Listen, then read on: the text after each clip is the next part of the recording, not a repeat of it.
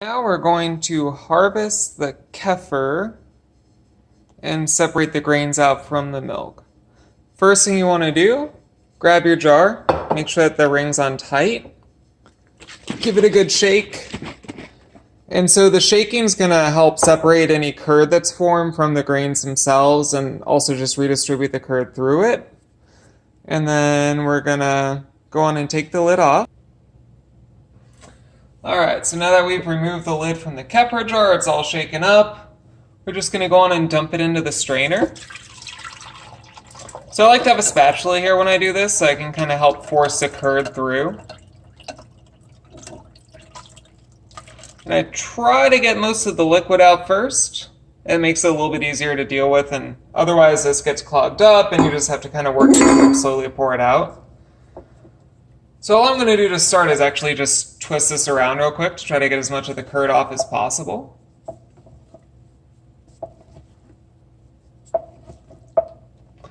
Alright. Then while that's going, just you want to run a little bit of hot water into your mason jar or whatever you're fermenting it in. That way it can start cleaning out. So pretty much just going to run around with this with the spatula for a minute. Then I'll actually start grabbing out the chunks of the grains, which look kind of like a cauliflower head. And I just place those in the bottom of the clean sink for a second. So kefir itself is essentially a bunch of curds, like the stuff stuck to my finger there. And that is suspended in the milk. So at a certain point, if your kefir is left too long and gets too acidic, the curds start to get really, really big and they start clumping up. And then for that, you just want to go on and strain it out with a really fine grained cheesecloth. You can make a delicious cheese spread that's like a really sharp cream cheese.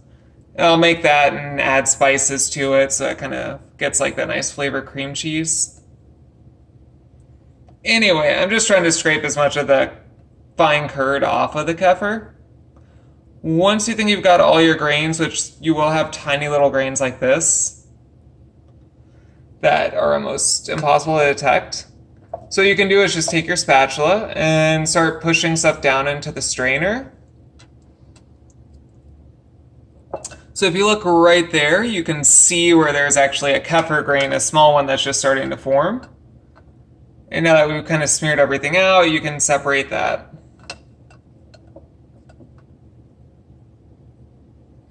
Alright, now that we've got all of our little chunks of kefir grain out of there, I just take the spatula and force it through, and that just helps break up the curd and make it a little bit easier to get it to mix into the rest of the milk. See all that stuff there? And I just scrape that off. And then this is the kefir.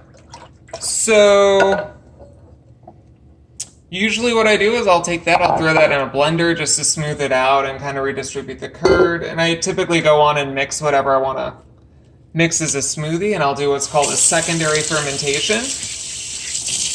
And the secondary fermentation is that you've added some extra sugar, some extra fruit or whatever, spinach, anything, and you just let it set with no kefir grains in it, like with the grains separated and the fruit or whatever.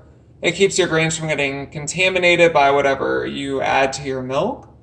But on the plus side, it helps mellow out the flavor a little bit and it burns through some of that excess sugar. So if you're trying to watch your carbs or something and you want a smoothie and you want like a good like natural healthy fruit flavor loaded with the antioxidants from berries or whatever, if you let the kefir set, the bacteria will continue to digest the sugar.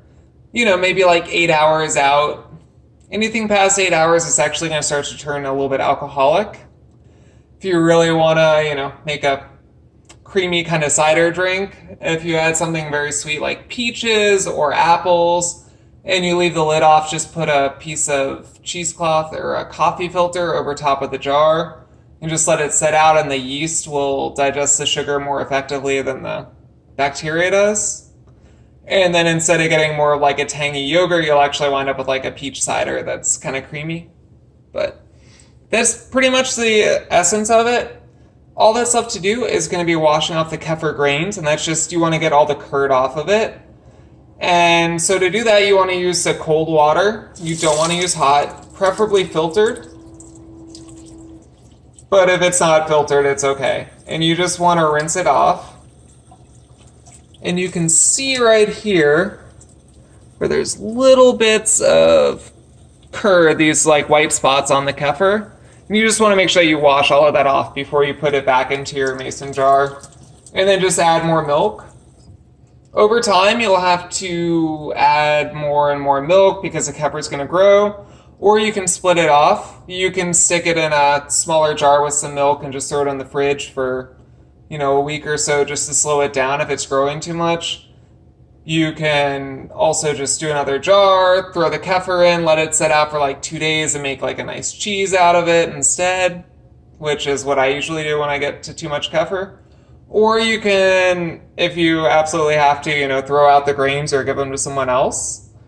And that's pretty much it. So all you want to do is make sure you let it set out for about 20 to 24 hours a day.